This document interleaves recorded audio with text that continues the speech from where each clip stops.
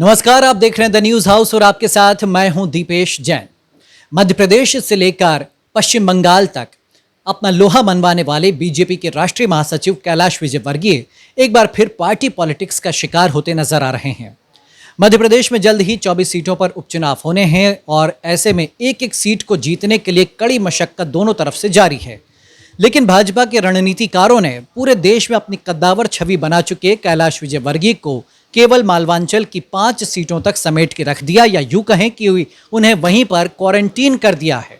ये 5 सीटें भी इतनी आसान नहीं, क्योंकि इनका मिजाज अलग अलग रहा है।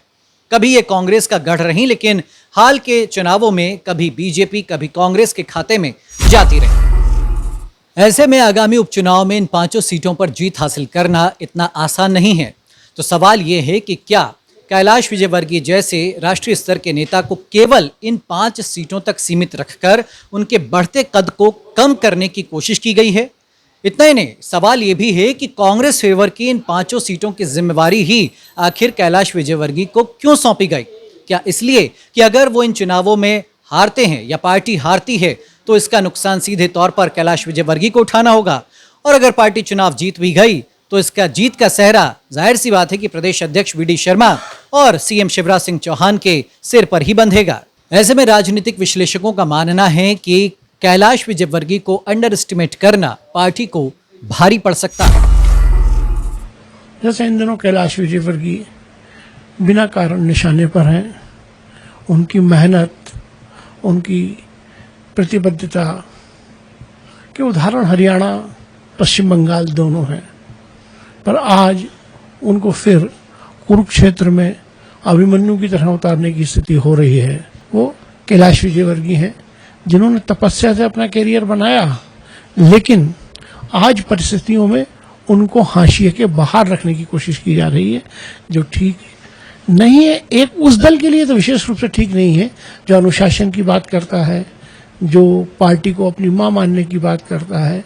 आइए आपको बताते हैं कि ये कौन सी 5 सीटें हैं जिनकी जिम्मेदारी कैलाश विजयवर्गीय को सौंपी गई है।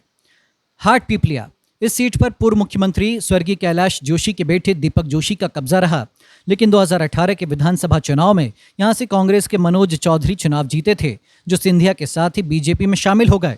ऐसे में सिंधिया मनोज चौधरी को ही उपचुनाव में टिकट दिलाने पर अड़ गए।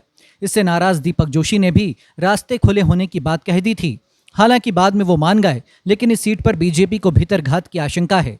मनोज या दीपक दोनों में से कोई भी प्रत्याशी बने, बीजेपी के लिए ये सीट जीतना आसान नहीं होगा।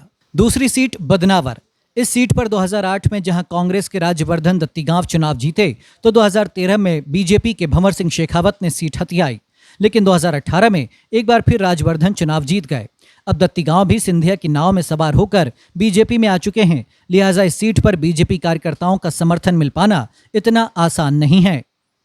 तीसरी सीट आगर, इस सीट पर बीजेपी 6 बार जीत जरूर दर्ज कर चुकी है, लेकिन मनोहर ऊंटवाल के निधन से यहां भी बीजेपी का गणित गड़बड़ा गया है। पिछले चुनाव में ऊंटवाल भी महज 2490 वोटों से जीत हासिल कर पाए थे। ऐसे में कांग्रेस एक बार फिर अपने युवा चेहरे विपिन वानखेड़े को मैदान में उतार सकती है, तो बीजेपी को चेहरे की तलाश रहेगी। चौथी सीट सांवेर, इस सीट पर सबकी निगाहें हैं, क्योंकि एक तरफ मंत्री तुलसी सिलावट रहेंगे तो दूसरी तरफ कांग्रेस से प्रेमचंद गुड्डू का चुनाव लड़ना लगभग तय है। इस सीट का मिजाज भी हर चुनाव में बदलता रहा। ऐसे में बीजेपी के लिए यहां सबसे ज्यादा मुश्किल है। 5वीं सीट सुवासरा, इस सीट पर 2 चुनाव से कांग्रेस का कब्जा रहा। मंदसौर जिले की एकमात्र सीट कांग्रेस को दिलाने वाले हरदीप सिंह डंग अब बीजेपी में आ चुके हैं, और पिछला चुनाव भी वो महज 350 वोटों से जीत पाए थे। ऐसे में मतदाता के सामने भी संकट होगा कि वो इस बार हरदीप डंग को किस आधार पर चुने। लेकिन अब उनको जब ये मालवा की टफ सीटें दी गई हैं, तो मुझको लगता है कि चूंकि वो मालवा के नेता हैं, इस दृष्टि से उनको दिया गया। लेकिन मैं सोचता हूं कि इसमें व्यवहारिक पहलू को भी देखना चाहिए और ये कोशिश करना चाहिए कि नेताओं को जिसमें जहां सुविधा हो और वो पार्टी को रिजल्ट दिला सके, इस दृष्टि से ये निर्णय होना चाहिए।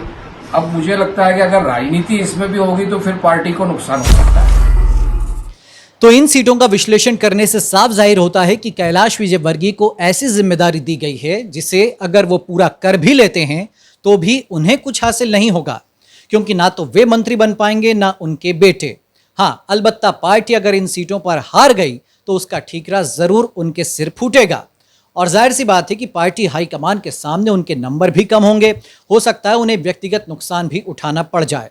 ऐसे में देखना दिलचस्प है कि कहीं ऐसा ना हो कि कैलाश विजयवर्गीय अपने ही घर में अपनों की ही सियासत का शिकार हो जाएं और जिस शख्स ने पार्टी को पश्चिम बंगाल जैसे राज्य में 0 से 22 सीटों तक पहुंचाया था, वो इन 5 सीटों के जरिए कहीं फिर से हाशिए पर न चले जाए।